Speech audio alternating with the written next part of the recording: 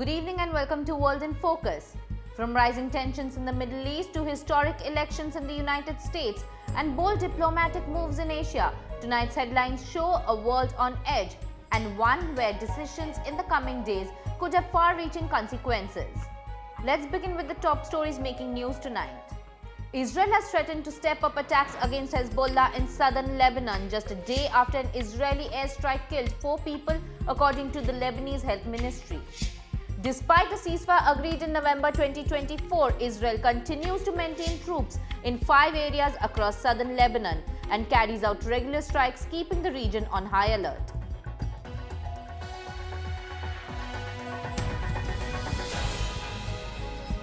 The New York mayoral race is seeing an unprecedented surge in early voting.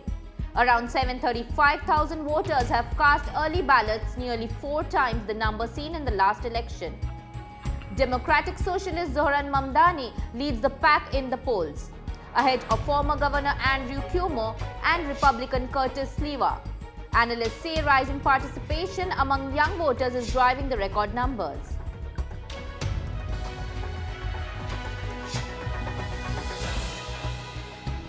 Japan's new Prime Minister Sanae Takaichi has signaled a desire to meet North Korean leader Kim Jong Un, a first for a Japanese leader in more than 20 years.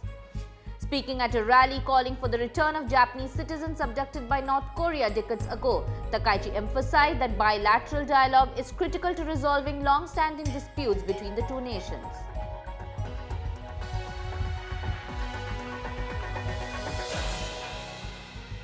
Now for tonight's deep dive, the nuclear landscape in South and East Asia.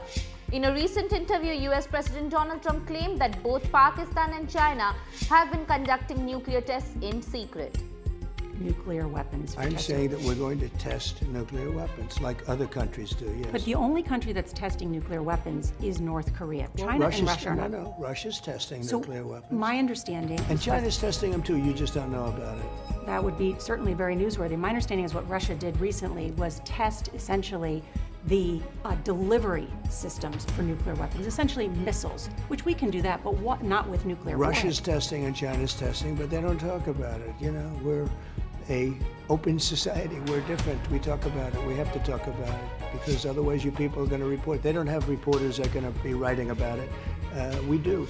No, we're going to test because they test and others test, and certainly North Korea's been testing. Pakistan's been testing. Not nuclear weapons, is my understanding. North Korea has, but not nuclear But they weapons. don't go and tell you about it. And you know, as powerful as they are, this is a big world. You don't necessarily know where they're testing. They test way underground where people don't know exactly what's happening with the test. You feel a little bit of a vibration. They test and we don't test. We have to test.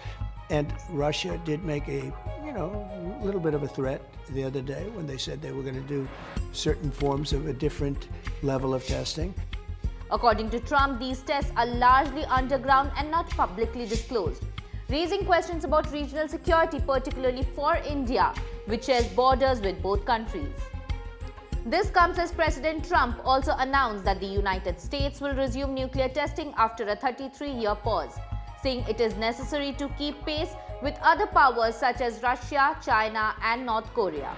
He defended this decision, highlighting that the US is the only major nation not testing its nuclear arsenal and emphasizing that, and I quote, "We have enough nuclear weapons to blow up the world 150 times." The president further claimed that he had played a key role in preventing a potential nuclear conflict between India and Pakistan earlier this year, using trade and tariff diplomacy to de-escalate tensions following India's Operation Sindoor, precision strikes on terrorist camps in Pakistan and Pakistan-occupied Jammu and Kashmir. India was going to have a nuclear war with Pakistan, Trump said. If Donald Trump didn't get involved, many millions of people would have been dead. India, however, has rejected Trump's version of events, stating that the ceasefire was achieved through direct military communication channels without any third-party mediation. The stakes are already high. Alleged secret nuclear tests by Pakistan and China, combined with the US resuming its own testing, could significantly shift the balance of power in the region. This development also highlights the strategic complexities facing India and its neighbors, as well as the global implications of a renewed focus on nuclear capabilities. So that's all in World in Focus for today. Follow the Finance 360 for more.